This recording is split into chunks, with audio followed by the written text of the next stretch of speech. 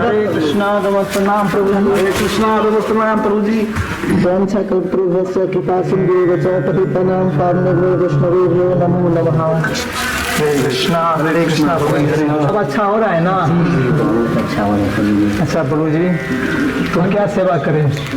प्रभु जी सुना है यहाँ पे इस फोन द्वारा श्रीमद् भागवत कथा का आयोजन हो रहा है प्रभु जी। जी जी, भागवत कथा का यहाँ पे भव्य रूप से आयोजन होने जा रहा है जी। हमारे गांव में। हम लोग जब वृंदावन गए थे जी तो वहाँ पे हिज ग्रेस श्री कृष्ण प्रभु जी से हम मिले और उनका कथा बहुत सुंदर कथा है, क्योंकि उनका जो ज्येष्ठ भ्राता है और गौर कृष्ण गोस्वामी जी महाराज, उनसे उनको सीखने का बहुत प्रेरणा मिला है। अब बहुत अच्छा करते हैं कथा। नेपाल में कई जगह उनका कथा हो चुका है और भारत में बम्बई जैसे शहर में, दिल्ली में, कलकत्ता में, मायापुर धाम में, वृंदावन में उनका कथा ऐसे चलता रहता है धारा प्रवाह। तो हमने सोचा कि हमारे गांव में भी ऐसे कथा को आनंद सब लें, इसलिए प्रभु जी से हमने विनम्र अनुरोध किए कि प्रभु जी हमारे गांव में चले एक बार, और एक बार अपने मुखारबिंद से ऐसे सुंदर कथा को हम सब आयोजन करते हैं और कथा आप कर दें तो बहुत आपकी कृपा होगी। और प्रभु जी ने हम सब पर कृपा कर दिए। उन्होंने कहा कि ठीक है, कैसी जब बात है तो मैं आपके गांव चलूँगा और मैं कथा करूँगा। तो बहुत बहुत धन्यवाद मैं देना चाहूँगा प्रभु जी को कि प्रभु जी ने अपने समय निकाल करके हमारे गांव में आ रहे कथा करने के लिए। और कथा आपको 25 दिसंबर से 21 दिसंबर तक हमारे गांव में कथा होगा और कथा बहुत सुंदर कथा होगा। उनमें प्रभु जी जो रास जो करते हैं, सुने हैं हम आप लोग, जो रास वाला है तो रास वाला टीम भी प्रभु जी के साथ आएंगे और बहुत सुंदर से जो परंपरा से रास का ही नृत्य करते हैं। तो बीच में प्रभु जी कथा भी करेंगे, बीच बीच में झांकी भी निकालेंगे और बहुत सुंदर से प्रस्तुत होगा। तो हम चाहते हैं कि आप लोगों को सहयोग यदि मिले तो बहुत सुंदर से आयोजन होगा, बहुत सुंदर से कथा होगा और संपूर्ण समाज को हम भगवत प्रेम देने का प्रयास करते हैं और बहुत अच्छा रहेगा हमारे समाज के लिए। तो आप सबका इसमें क्या विचार है? हम चाहते हैं कि आप सब जितना हो सके सब अपने गांव में अपने मित्रों से सबसे आग्रह करें और जो जहां रहते हैं हमारे मित्र देश में विदेश में जहां रहते हैं, हम चाहते हैं कि सब अपना समय निकाल करके दिसंबर 25 से 31 तक जब हमारे गांव में कथा हो रहा है तो सब आएँ और यहाँ पर कथा का आनंद लें। कब से हो रहा है? 25 दिसंबर। अच्छा, 25 दिसंबर से 31 दिसंबर तक कथा होने जा रहा है। जी जी, हरे कृष्ण। ये आयोजनकार कौन है? कौन करवा रहे हैं? ये आप करवा रहे हैं? नहीं प्रभु जी, मेरा क्या औकात है कि मैं ऐसे भव्य कथा करा सकूं। मेरी तो इच्छा थी कि मैं कथा कराऊं, लेकिन ये मुझसे नहीं, ये पूरे संपूर्ण समाज का कृपा है कि मैंने वचन दे दिया था प्रभु जी को कैसा कथा कराऊंगा। और जब मैंने इस समाज को एक बार बैठाए, सबसे बोले, तो किसी ने ना हो ऐसा कोई नहीं कहा, कोई अवरुद्ध नहीं किया। ये संपूर्ण समाज का कृपा है और मैं सबका आभारी हूँ जिनके कृपा से आज हमारे समाज में ऐसे बड़े कथा का आयोजन होने जा रहा है। तो इस कथा का आयोजक हमारे संपूर्ण जिझोल ग्रामवासी और इसके अगल बगल के जो गांव है, गोविंदपुर हैं, कजरा हैं, हरिपुर हैं, कदमहा, ये संपूर्ण गांववासी का भी सहयोग रहेगा, ये मेरी आशा है। प्रभु जी जो आप इतना भव्य रूप से करवा रहे हैं, तो फिर जैसे बाहर से जो भक्त सब आएंगे तो उनका कैसे क्या प्रसाद उरसाद जो है, जैसे दूर दूर से भक्त सब आएंगे तो उनके लिए कैसे क्या व्यवस्था है? उसको रहने का सोने का क्या व्यवस्था है? प्रभु जी यहाँ पर देखिए, यहाँ पे बगल में बहुत अच्छा, जहाँ पे कथा पंडाल होने का जो हमारा लक्ष्य है, यदि चौरीदास जो पोखरी है हमारे गांव में स्कूल के पास, वहीं पे एक कथा का आयोजन होगा और उस बगल में बहुत सुंदर मकान भी है। तो हम चाहते हैं कि रहने के लिए वहाँ पे व्यवस्था, अच्छा व्यवस्था हो जाएगा। और यहाँ तक प्रसाद की बात है तो बाहर से जितने प्रभु जी रहेंगे उनका प्रसाद तो होबे करेगा। और हम चाहते समाज यदि चाहेंगे, समाज का यदि सहयोग अधिक रहा तो जो भी भक्त बाहर से आएंगे सभी के लिए प्रसाद का व्यवस्था हम करने का प्रयास करेंगे। अच्छा, तो क्या प्रभु जी?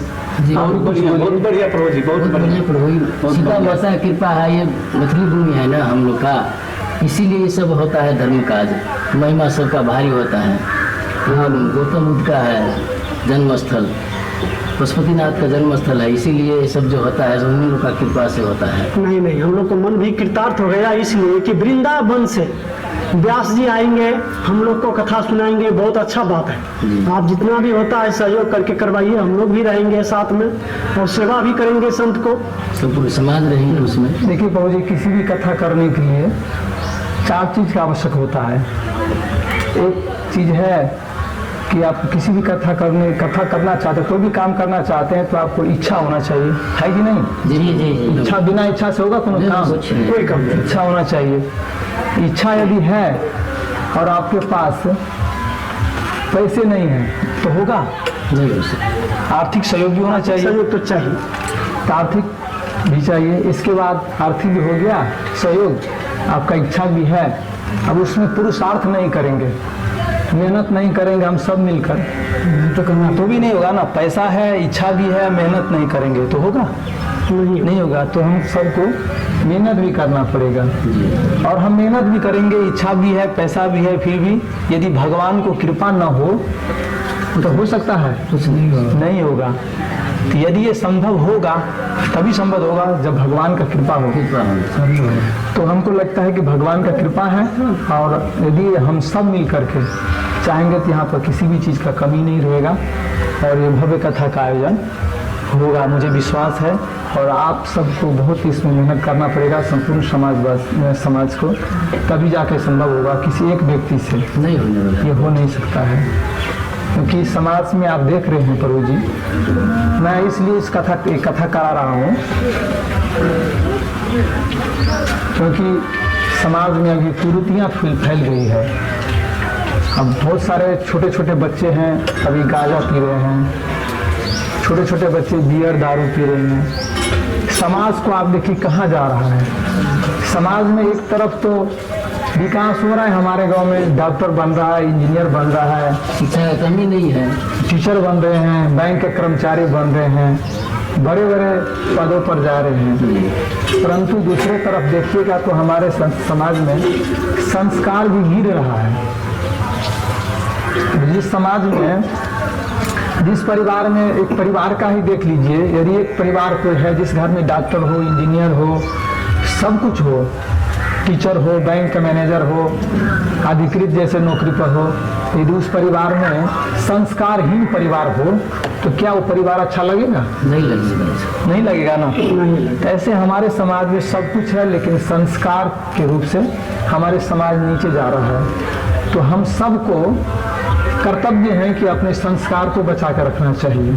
भगवद गीता में भगवान कहते हैं यत्यत आचरित श्रेष्ठ तत्त एव इतरो जन सह्यत परमानम लोको तत् अनुवर्तते। भगवान अर्जुन को कहते हैं कुरुक्षेत्र के युद्ध में जब अर्जुन चाहते हैं कि मैं युद्ध से अब अपने को किसको मारूं, काका है, नाना है, भाई है, भतीजा है, गुरु है और सब जनता है, सब तो अपने हैं, किसको मैं वध करूं? और ऐसे सबको वध करके ऐसे राज्य लेकर के मैं क्या करूंगा जो खून से सना हुआ है। तो मुझे ऐसा राज्य नहीं चाहिए। इससे अच्छा है, भगवान को कहते हैं कि इससे अच्छा है कि मैं जंगल चला जाऊं और भक्ति करूं। भगवान इसके बाद ये श्लोक उनको बताते हैं कि जब श्रेष्ठ व्यक्ति कोई कार्य करता है तो सिद्धांत बन जाता है और समाज का छोटे इतरो जन पितरों जन है, समाज के साधारण लोग उसका अनुकरण करते हैं। यदि तुम आज इस युद्ध से भाग जाओ, धर्म और अधर्म के बीच में युद्ध हो रहा है, तुम यदि यहाँ से भाग जाओगे तो भविष्य में कल जाकर क्या होगा, तुमको देख करके बहुत सारे लोग यहाँ से भाग जाएंगे। ऐसे ही भागेंगे धर्म और धर्म के बीच में, इसीलिए भागना नहीं है। तो हम सब अभी समाज के, आप सब समझिए समाज का अर्जुन है और अर्जुन के भांति अब अन्याय के विरुद्ध हम सबको लड़ना पड़ेगा। अन्याय के विरुद्ध लड़िए और समाज में संस्कार को स्थापना कीजिए। और कैसे लड़ना है, ये लड़ाई कैसा, बिना हथियार को लड़ाई होगा। ये भगवान कृष्ण महाभारत में बिना हथियार को लड़ाई लड़े थे। अर्जुन को बोल दिया था कि मैं हथियार नहीं उठाऊंगा। तो आप सबको क्या करना है, हरे कृष्णा कृष्णा कृष्णा हरे हरे, हरे राम राम राम हरे हरे।